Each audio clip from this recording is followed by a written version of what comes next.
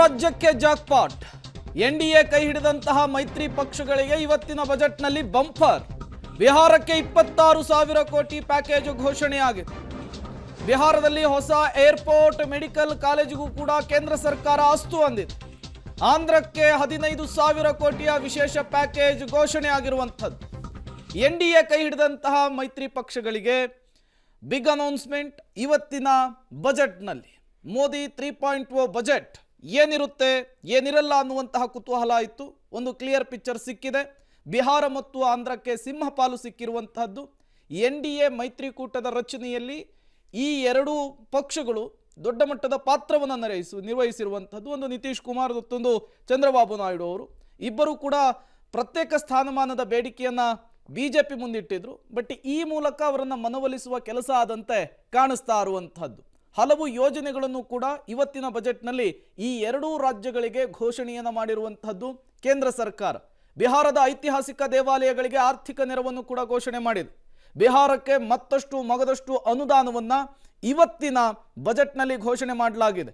ಬೋಧಗಯಾ ಅಭಿವೃದ್ಧಿಗೆ ಕಾಶಿ ಮಾಡೆಲನ್ನು ಅನುಸರಿಸಲಾಗ್ತಾ ಇದೆ. ಇನ್ನು ಆಂಧ್ರ ಪ್ರದೇಶಕ್ಕೆ 15,000 ಕೋಟಿ ರೂಪಾಯಿ ಅನುದಾನವನ್ನು ಘೋಷಣೆ ಮಾಡಿರುವಂಥದ್ದು.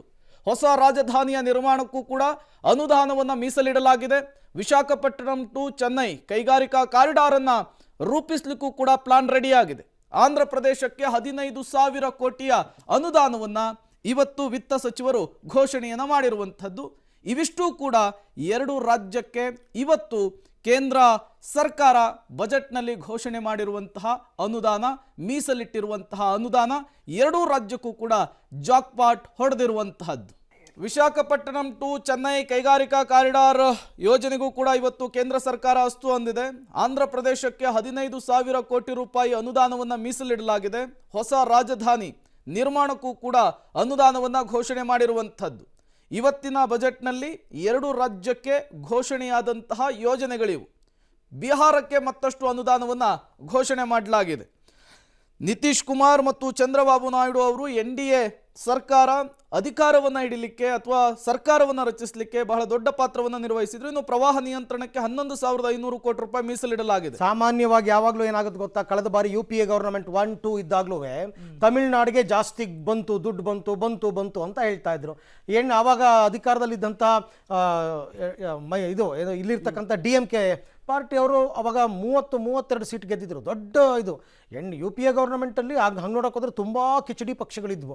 ಇದು ಎಕ್ಸ್ಪೆಕ್ಟೆಡ್, ಇದು ಕೊಡಲೇಬೇಕಾಗಿತ್ತು ಅಂತ ಅಲ್ಲ, ನಮ್ಮ ಸಂಕಷ್ಟದಲ್ಲಿ ಕೈ ಹಿಡಿದಿದ್ದಾರೆ, ಹಾಗಾಗಿ ಅವರಿಗೆ ಕೊಡಲೇಬೇಕು ಅಂತಕ್ಕಂಥದ್ದು.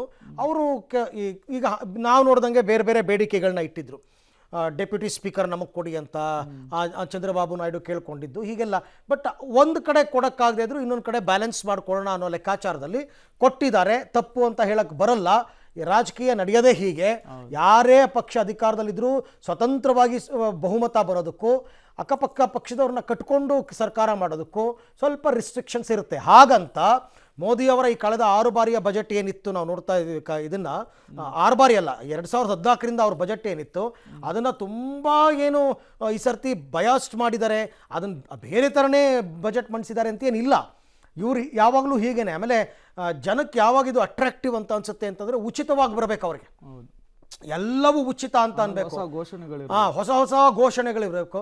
ಬಟ್ ಸಂಹೌ ಆರ್ಥಿಕ ತಜ್ಞರೇ ಕೂತ್ಕೊಂಡು ಬಜೆಟನ್ನು ನಿರ್ಮಾಣ ಮಾಡ್ತಕ್ಕಂಥದ್ದು, ದೇಶದ ಆರ್ಥಿಕ ಸ್ಥಿತಿಗತಿಗಳು ಹೇಗಿದೆ, ಅದನ್ನು ಹೇಗೆ ಬ್ಯಾಲೆನ್ಸ್ ಮಾಡಬೇಕು ಎಲ್ಲವೂ ಕೂಡ ಅವ್ರಿಗೆ ಗೊತ್ತಿರೋದ್ರಿಂದ ಅದು BJP ಅವರು ಕೇಂದ್ರದಲ್ಲಿ ಅಧಿಕಾರದಲ್ಲಿರಲಿ, ಕಾಂಗ್ರೆಸ್ನವರು ಅಧಿಕಾರದಲ್ಲಿರಲಿ, ಯಾರೂ ಕೂಡ ದೇಶವಾಸಿಗಳಿಗೆ ಜನರಿಗೆ ಅನ್ಯಾಯ ಮಾಡಬೇಕು ಅಂತ ಬಜೆಟ್ ಮಾಡಲ್ಲ. ಒಂದಲ್ಲ ಒಂದು ರೀತಿಯಲ್ಲಿ ಅವರು ಜನರಿಗೆ ಅನುಕೂಲ ಮಾಡಿಕೊಡೋದಕ್ಕೆ ಪ್ರಯತ್ನ ಪಟ್ಟಿರ್ತಾರೆ. ಈ ವರ್ಷ ಬಜೆಟ್ನಲ್ಲಿ ಯಾವುದೋ ಒಂದು ವಲಯಕ್ಕೆ ಸ್ವಲ್ಪ ಅನ್ಯಾಯ ಆಗಿರ್ಬೋದು, ಮುಂದಿನ ಸರ್ತಿ ಬಜೆಟ್ನಲ್ಲಿ ಅದನ್ನು ಫುಲ್ಫಿಲ್ ಮಾಡಿಕೊಡ್ಬೋದು. ಹಾಗಂತ ಈಗ ಅವರು ನಿರ್ಮಲಾ ಸೀತಾರಾಮನ್ ಅವರು ಬಜೆಟ್ ಮಂಡಿಸಬೇಕಾದ್ರೆ ಯಾವಾಗ ಅವ್ರ ಬಾಯಲ್ಲಿ ಬಿಹಾರ ಬಂತು, ಯಾವಾಗ ಅವ್ರ ಬಾಯಲ್ಲಿ ಆಂಧ್ರ ಪ್ರದೇಶ ಬಂತು, ವಿಪಕ್ಷದವ್ರು ಹೋ ಅಂತ ಹೋಗಿದ್ರು. ತಪ್ಪಾ? ಹೌದು. ಆಂಧ್ರ ಪ್ರದೇಶ ಬೇರೆ ದೇಶದಲ್ಲಿದೆಯಾ ಅಥವಾ ಬಿಹಾರ ಬೇರೆ ದೇಶದಲ್ಲಿದೆಯಾ? UPA ಗವರ್ನಮೆಂಟ್ ಇದ್ದಾಗ ಮಾಡಿರಲಿಲ್ವಾ? ಅಲ್ಲಿ ಎಲ್ಲ ಇದ್ದೇ ಇರುತ್ತೆ. ಅವರು ಕೂಡ ಈ ಸರ್ತಿ ಏನು ಬಹುಮತ ಬಂದಿಲ್ಲ BJP ಅವರಿಗೆ. ಸಹಜವಾಗಿ ಅವರಿಗೆ ಚಂದ್ರಬಾಬು ನಾಯ್ಡು ಮತ್ತು ನಿತೀಶ್ ಕುಮಾರ್ ಸಹಕಾರ ಬೇಕೇ ಬೇಕು. ಹಾಗಾಗಿ ಅವರು ಇದೆಲ್ಲವನ್ನು ಮಾಡಿಕೊಂಡಿದ್ದಾರೆ. ಅದರ ಜೊತೆಗೆ ಉದ್ಯೋಗ ನಿರ್ಮಾಣ ಮತ್ತು ಪ್ರಮುಖವಾಗಿ ಇನ್ಫ್ರಾಸ್ಟ್ರಕ್ಚರ್ ಬಹಳ ಹೆಚ್ಚು ಫೋಕಸ್ ಮಾಡಿರ್ತಕ್ಕಂಥದ್ದು, ಮತ್ತು ಉದ್ಯೋಗಗಳು ಎಲ್ಲ ಕಡೆಯಲ್ಲೂ ಸ್ಥಾಪನೆ ಆಗಬೇಕು ಅನ್ನೋದಕ್ಕೆ ಸಂಬಂಧಪಟ್ಟಂತೆ ಫೋಕಸ್ ಮಾಡ್ಕೊಂಡಿದ್ದಾರೆ. ಸಹಜವಾಗಿಯೇ ನಮ್ಮ ಡಿಫೆನ್ಸ್ಗೆ ಸಿಂಹಪಾಲು ಹೋಗಿರ್ತಕ್ಕಂಥದ್ದು ಎಲ್ಲವೂ ಕೂಡ ಪ್ರತಿ ಬಾರಿ ಹೇಗಾಗುತ್ತೆ ಹಾಗೇ ಒಂದಷ್ಟು ಹೆಚ್ಚಿನ ಕನಿಕರ ಅನ್ನೋದಕ್ಕಿಂತ ಪ್ರೀತಿ ಅವರ ಮೇಲೆ ಬಂದಿರ್ಬೋದು. ಇನ್ನು ಆಗಿಂದನೂ ನಾವು ಹೇಳ್ತಾ ಇದ್ವಿ ಗುಡ್ ನ್ಯೂಸ್, ಯಾವ್ಯಾವುದು ರೇಟ್ ಕಡಿಮೆ ಆಗಿದೆ, ಯಾವ್ಯಾವುದು ರೇಟ್ ಜಾಸ್ತಿ ಆಗಿದೆ ಅಂತ. ಕ್ಯಾನ್ಸರ್ ಔಷಧಿ ಅದರಲ್ಲೂ ಪರ್ಟಿಕ್ಯುಲರ್ ಆಗಿ ಕೆಲವು ಪರ್ಟಿಕ್ಯುಲರ್ ಕ್ಯಾನ್ಸರ್ ಔಷಧಿ ಕಡಿಮೆ ಆಗಿದೆ, ಚಿನ್ನದ ಮೇಲಿನ ದರ ಕಡಿಮೆ ಆಗಿದೆ, ಬೆಳ್ಳಿ ರೇಟ್ ಕಡಿಮೆ ಆಗಿದೆ, ಹಾಗೆಯೇ ಪ್ಲ್ಯಾಟಿನಮ್ ರೇಟ್ ಕೂಡ ಕಡಿಮೆ ಆಗಿದೆ. ಒಂದು ಅಂದಾಜು ನಾನು ಆಗ ಹೇಳ್ತಾ ಇದ್ದೆ 10 ಗ್ರಾಮ್ ಚಿನ್ನಕ್ಕೆ ಒಂದು 2000 ಹತ್ತಿರ ಕಡಿಮೆ ಆಗ್ಬೋದು ಅಂತಂದ್ಬಿಟ್ಟು. ಬೇರೆ ಎಲ್ಲ ಬೆಳ್ಳಿಗೆ ಎಷ್ಟು ಮತ್ತು ಪ್ಲ್ಯಾಟಿನಮ್ ಎಷ್ಟು ಅಂತ ಇನ್ನೂ ಡೀಟೇಲ್ಸ್ ಬರಬೇಕು. ಮೊಬೈಲ್ ಫೋನ್ ಕಡಿಮೆ ಆಗಿದೆ, ಚಾರ್ಜರ್ ಕಡಿಮೆ ಆಗಿದೆ, ಹೀಗೆ ಒಂದಷ್ಟು ಕಡಿಮೆ ಆಗಿದೆ. ಪ್ಲಾಸ್ಟಿಕ್ಗೆ 25% ಟ್ಯಾಕ್ಸ್ ಹಾಕಿದ್ದಾರೆ. ಪ್ಲಾಸ್ಟಿಕ್ ಉತ್ಪನ್ನಗಳ ಬೆಲೆ ಜಾಸ್ತಿ ಆಗುತ್ತೆ.